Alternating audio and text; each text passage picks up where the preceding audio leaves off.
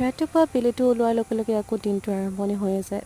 আজিতো বন্ধ আছিলে, তথাপিও আমাৰ অফিচ খুলিলে অকণমান দুখো লাগিছে মনটো। এই টিকলিজনীক চাওকচোন, তাই যে মোক খুব ভাল পাইছে। পিছে যোৱাকালি ৰাতি মই পনীৰ বনাইছিলোঁ, ভাবিলোঁ আপোনালোকৰ লগতো ৰেচিপিটো শ্বেয়াৰ কৰোঁ।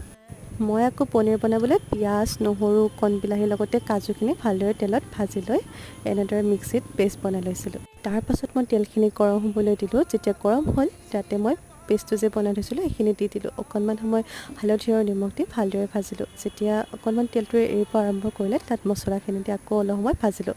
যেতিয়া আটাইখিনি ভালদৰে ভাজা গ'ল, তাত মই পানী দি দিলোঁ।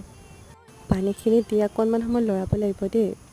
এয়া যেতিয়া অকণমান ডাঠ হোৱাৰ নিচিনা হ'ল, তেতিয়া মই কাটি থোৱা পনীৰ কেইপিচ তাত দি দিলোঁ। অৱশ্যে এই পনীৰখিনিও মই ঘৰতে বনোৱা।